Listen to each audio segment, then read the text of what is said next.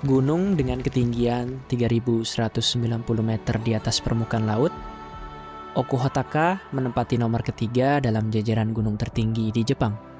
Menyajikan pemandangan yang indah dan trek pendakian yang cukup menantang, inilah daya tarik bagi para pendaki gunung.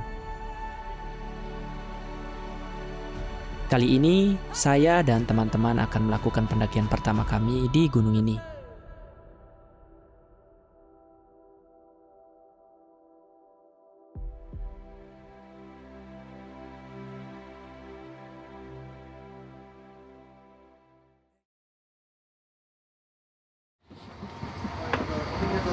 Tepat pada pukul 12, kami sudah sampai di Kamikochi.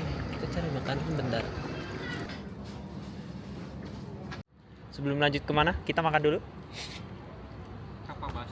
Kappabashi. Oke, guys, kita makan dulu bentar ya. Dari sampai Sini. Kyoko Kyoko, Campsite itu perkiraan 3 jam dari 3 jam jalan. Ya.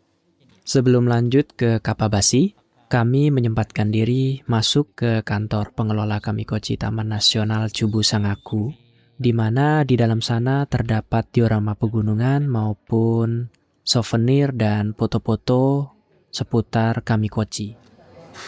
Hari ini guys, sebelum kita mulai perjalanan atau pendakian hari ini, kita berdoa dulu demi kelancaran, keselamatan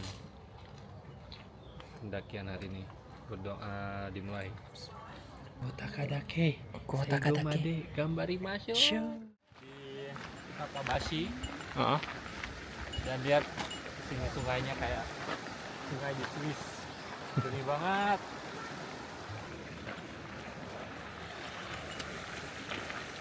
Jembatan Kappabashi adalah jembatan gantung di atas sungai Azusa di pusat Kamikochi.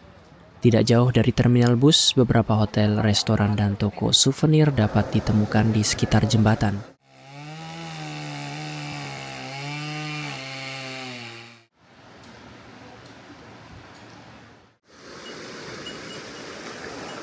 Kan tadi habis melewati Myojin Pond. Pos selanjutnya kita akan ke Kappabashi, ngelewatin Kappabashi. Selanjutnya kita mau menuju Myojin Pond. Jaraknya 3 km setelah dari Myojin Pond ke Tokusawa. Nah, di Tokusawa ini juga bisa ngecamp, tapi tujuan camp kita di Yokohashi. Yokohashi di mana? Masih 6 km lebih. Jadi kali ini kami akan menuju ke Myojin Pond dengan jarak 3 km dan waktu yang akan kami tempuh sekitar 1 jam.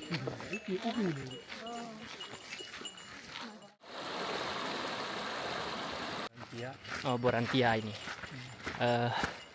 Jadi dia lagi melakukan pembersihan di trek jalur pendakian. Silakan, itu bukannya air itu ya, apa? Sungai. Ini kita udah sampai di Myojin Pond. Nih lihat sekitarnya. Tuh. Bisa istirahat di sini nih. Ya, kalau ini ya Cianti juga ada. Habis ini kita lanjut ke Tokusawa. Sono arahnya. Jaraknya sekitar 3 kiloan lebih. Kemudian setelah dari Myojin Pond kami langsung menuju ke Tokusawa dan langsung ke Yokohashi. Dan di mana di Tokusawa sebenarnya bisa mendirikan camp, namun alangkah baiknya kita mendirikan camp di Yokohashi dikarenakan ya perjalanannya cuma 30 menit dari Tokusawa menuju Yokohashi. Dan di sanalah kita akan mendirikan tenda nantinya. Setelah itu kami lanjut ke Karasawa. Trek menuju pos Tokusawa. Dan lihat pemandangannya guys. Cantik ini. Inilah salah satu alasan kenapa kita suka mendaki gunung. Karena Suka pergi ke alam. coba ya. Jal, kenapa kita nggak ngecamp di sini? Akhirnya kita sudah sampai di pos Tokusawa campsite. Nah, sebenarnya di sini juga bisa ngecamp, tapi masih ada satu pos di depan lagi yang bisa ngecamp, yaitu Yokohashi. Nah, di sana juga bisa ngecamp. Jadi karena dari sini Tokusawa menuju ke Yokohashi jaraknya cuma sejam, nanggung lah. Jadi kita lanjut, mutusin buat lanjut ke pos Yokohashi dan kita bakal camp di sana.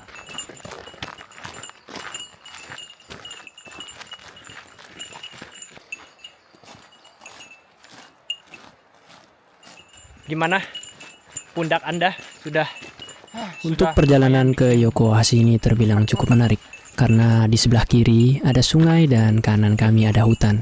Membuat kami cukup terpukau melihat betapa terpeliharanya alam di Jepang ini. Bagi teman-teman yang sedang melihat video ini, terkhusus pencinta alam yang tinggal di Jepang, tempat ini recommended banget bagi kalian jelajahi, maupun kalian jadikan tempat camping ceria bersama grup pencinta alam.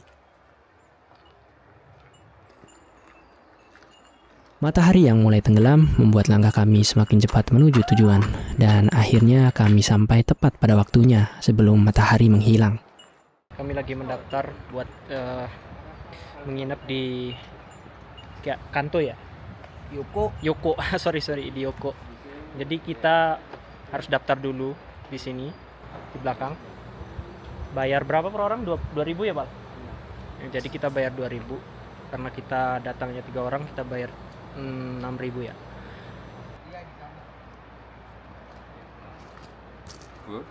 Mau ウィンターブーツに冬用のアイゼン でピッケル、今雪がどんどん硬くなってるから滑るでもう止まらないから、6月は雪がどんどん硬くなるから減ってでますます歩きにくい登りにくいのでそれで今お客さん全然こういないの。 Barusan kami diberitahu oleh petugas atau penjaga hotel di Yokohashi bahwasannya di bulan ini kami mendaki dalam situasi gunung yang terselimuti salju yang mengeras, menjadikan jalur susah untuk didaki dan dilewati. Dan pada bulan ini juga pengunjung jarang datang dikarenakan hal tersebut katanya.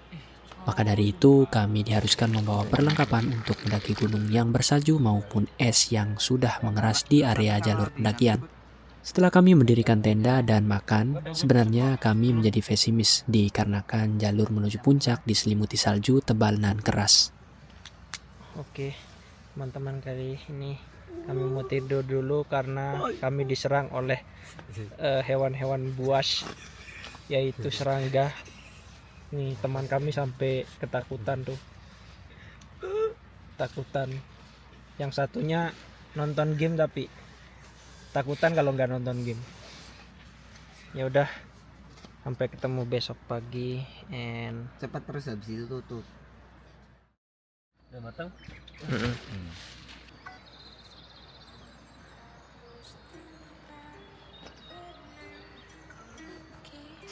Kampas hatiku